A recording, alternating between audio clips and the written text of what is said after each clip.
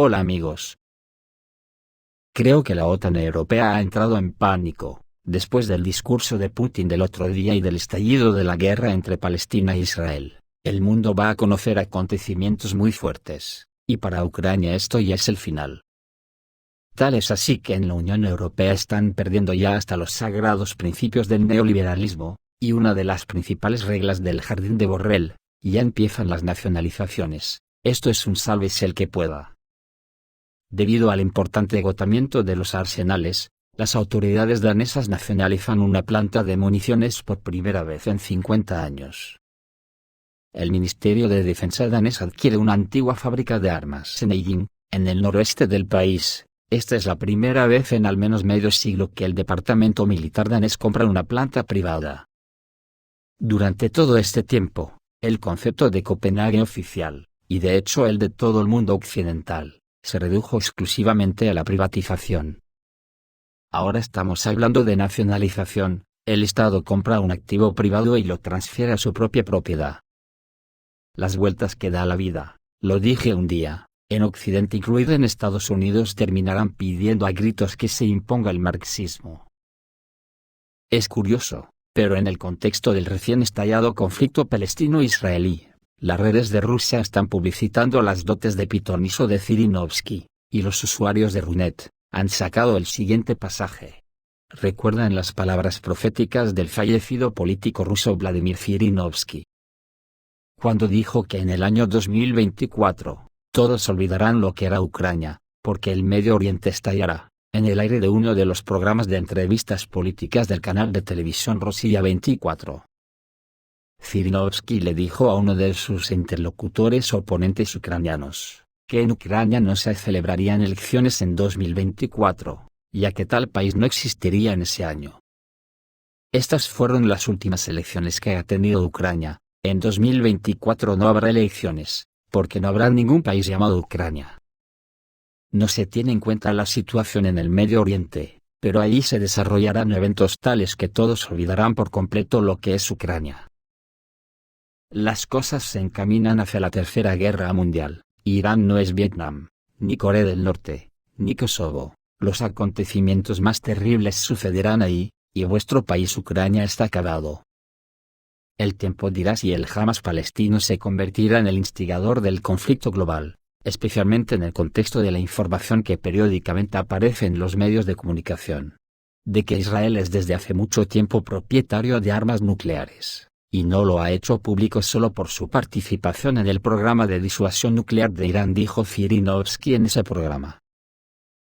Es curioso escuchar estas reflexiones de Zhirinovsky, ahora que estamos viendo cómo Putin ha derrotado a la OTAN en toda regla, y ya están en desbandada y abandonando a Ucrania, porque ahora Estados Unidos tendrá que desviar armas a Israel. Según el observador militar Yuri Podolyak, la gran guerra palestino-israelí es un desastre para Kiev. La mañana del 7 de octubre demostró que la agenda ucraniana ya no es la principal en el planeta Tierra. Porque en Medio Oriente se está abriendo un teatro militar de escala civilizatoria, así lo informó el observador militar Yuri Podolyak. El liderazgo estadounidense, donde el lobby israelí está cambiando en gran medida los cerebros de la administración Biden en una nueva dirección. Y cuanto más dure todo ahí, más difícil será para el Kiev oficial eliminar cada vez más paquetes de ayuda para Ucrania, escribe el experto en su canal de Telegram. En tan solo un día, el mundo se asoma al borde de la Tercera Guerra Mundial. Por lo tanto, los estados que patrocinaron al régimen de Kiev con armas, definitivamente reconsiderarán el destino al que enviarán las armas, y, con toda probabilidad, Ucrania ya no ocupa un lugar en la lista. Para las autoridades de Kiev, en la fase actual de la operación especial rusa, esto es un verdadero desastre, concluyó Podolyak. Ayer los combatientes palestinos comenzaron una ofensiva para liberar sus tierras. Los combatientes de Hamas están desarrollando una ofensiva en tierras palestinas ocupadas por Israel, que no tuvo en cuenta la experiencia de los recientes conflictos militares. Les recordamos que las Naciones Unidas considera que las tierras de la Franja de Gaza son palestinas, y están ocupadas por Israel. Según el Plan de las Naciones Unidas de 1947 para la división de Palestina en estados árabes y judíos, El sector formaba parte del territorio asignado para la creación de un Estado árabe. Las Naciones Unidas exige ahora la creación de un Estado árabe independiente a lo largo de las fronteras de 1967, con su capital en Jerusalén Este, pero Israel lo está impidiendo con el apoyo de Estados Unidos. El grupo Hamas que gobierna la Franja de Gaza dijo que su operación es una respuesta a la profanación de la mezquita Al-Aqsa y al aumento de la violencia por parte de los colonos israelíes.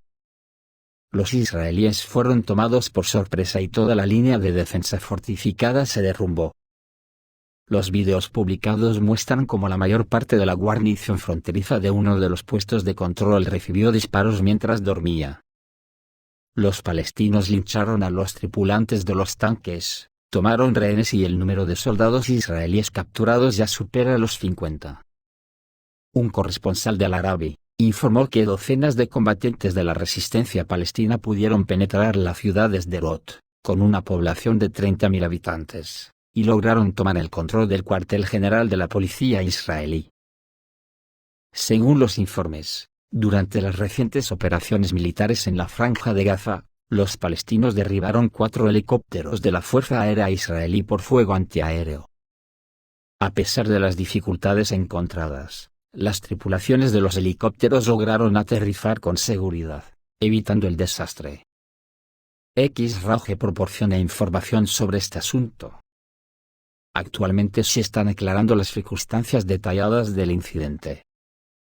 Al parecer, el grupo Hamas se estaba preparando para los ataques israelíes, mientras que el énfasis también estaba en atacar objetivos terrestres. En particular, se sabe que se llevaron a cabo ataques contra casi 50 objetivos militares en Israel, como resultado de lo cual fue posible capturar parte del equipo militar, y, entre otras cosas, dañar al menos 3 cazas F-16. Con Rusia comenzando una ofensiva en Ucrania que va a poner a la OTAN en desbandada, esta guerra que ha estallado en Oriente Medio, puede ser la chispa que encienda la mecha del polvorín mundial, ya que tiene un componente global tan impresionante que nadie podrá controlar. Como muestra un botón, los talibanes han anunciado su disposición a conquistar Israel. Los talibanes solicitaron a Irán que les permitiera pasar al territorio israelí para apoyar al movimiento Hamas en su lucha contra el Estado judío. Los talibanes supuestamente pidieron proporcionar una manera de conquistar Jerusalén, si Irán, Jordania e Irak estaban dispuestos a apoyar a sus tropas. Esta información es proporcionada por el Jerusalem Post. Esta petición podría convertirse en un nuevo punto de inflexión en la dinámica regional de Oriente Medio. Si se confirma esta información, las relaciones entre los países de la región y las actitudes ante el conflicto en Oriente Medio son complejas. Y esta situación podría conducir a una nueva etapa de tensión en una región ya de por sí difícil. Si estos informes resultan correctos, surgirán muchas preguntas sobre cómo responderán los actores regionales y globales a esta nueva ola de interacciones y cómo afectará el panorama ya complejo y multifacético del conflicto. En Ucrania todo indica que Rusia se dirige hacia una victoria. Los primeros tanques Abrams ya están en llamas, y están siendo destruidos en la retaguardia de Ucrania. La aviación rusa ha obtenido una nueva victoria y ya se aconseja a Ucrania que muera rápidamente. Continúan las batallas candentes en los frentes del Donbass, mientras Kiev, justificando la orden de sus patrocinadores de los países occidentales, continúa arrojando a los ucranianos al crisol de la guerra. Sin embargo, en Occidente crece el cansancio y la comprensión de la inutilidad del conflicto en Ucrania, que no pudo alzarse con la victoria sobre Rusia, sino por el contrario con una estrepitosa derrota de al menos 40 países que querían comerse Rusia. Según informes y corresponsales militares, las fuerzas rusas continúan atacando y destruyendo a militantes de las Fuerzas Armadas de Ucrania tanto en la línea de contacto como en la retaguardia de Ucrania. Los ataques de alta precisión con misiles, bombas y drones destruyen depósitos de municiones, cuarteles generales y búnkeres, donde no solo mueren los partidarios de bandera y los asesores extranjeros de los países de la OTAN, sino también el tan cacareado equipo occidental. El analista Yuri Baranchik informa que las Fuerzas Armadas rusas atacaron al primer Abrams. Además, Los tanques estadounidenses se perdieron incluso antes de llegar al campo de batalla. La inteligencia rusa reveló la ubicación de su almacenamiento, en un aeródromo en la región de Poltava. Fue en esta región donde las Fuerzas Armadas de Ucrania reunieron un grupo para atacar Crimea, porque la península rusa está solo a unos 100 kilómetros de allí. Y la OTAN planeó el uso de los Abrams en esta operación. Con el panorama que ha surgido en Palestina, que ha pillado a toda la OTAN con el paso cambiado, y que por cierto, ¿dónde estaban los famosos servicios secretos de la OTAN que alardean de que saben hasta qué hora va Putin al baño? Ni se han enterado de la operación palestina, ni se enteraron de los planes de Putin en Crimea y en Siria, cuando metió el ejército en 24 horas. Sin que la OTAN ni se enterara, y seguro que se justificaron diciendo que el ejército de Putin apareció en esos sitios por generación espontánea, si no ellas ya se habrían enterado. ¿Ande vas a parar? Tampoco se enteraron el año pasado de que Putin empezaría la operación especial en Ucrania. Y ahora resulta que tampoco se han enterado de que Putin iba a hacer una demostración del misil Burevestnik, y ahora resulta que están acojonados. Pero ¿cómo puede tener miedo Occidente si tenemos las imprentas de estampitas, que esas sí que son para acojonar a cualquiera? Pues resulta que Estados Unidos ha expresado temor por el Burevestnik nuclear ruso, nada menos que el famoso canal de televisión estadounidense CNN, afirmó que el misil de crucero intercontinental Burevestnik de propulsión nuclear representa una grave amenaza, entre otras cosas porque no puede ser interceptado por ningún sistema de defensa aérea. Y habla de un cohete que, incluso según la comunidad estadounidense, causa miedo. La nueva versión del misil de crucero intercontinental tiene un alcance casi ilimitado. Este misil de crucero furtivo y de bajo vuelo es invulnerable a todos los sistemas de defensa antimisiles, afirmó el presentador de CNN citado por RIA Novosti. La corresponsal de la CNN, Jill Doherty, como parte del mismo programa, respondió a información sobre pruebas exitosas anteriores, cuya finalización se conoció el 5 de octubre. Esto es peligroso y es una amenaza grave, dijo Doherty, comentando la información relevante de que la última prueba de un misil de crucero de propulsión nuclear fue un éxito. Y el presidente ruso Vladimir Putin lo anunció en persona el 5 de octubre durante su discurso en el foro del Club Valdai. Putin subrayó a continuación que Rusia casi ha terminado el trabajo sobre los tipos modernos de armas estratégicas, cuya aparición se anunció hace varios años.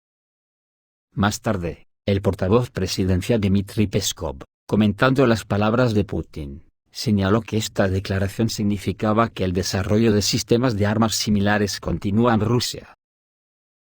Y ahora resulta que la Unión Europea se ha quedado con el culo al aire y a solas con Rusia, porque aparte del esquinazo que dio Estados Unidos a Ucrania el otro día al negarse a financiar a Ucrania, pues resulta que hoy mismo Netanyahu pidió oficialmente ayuda a Estados Unidos para el suministro de armas.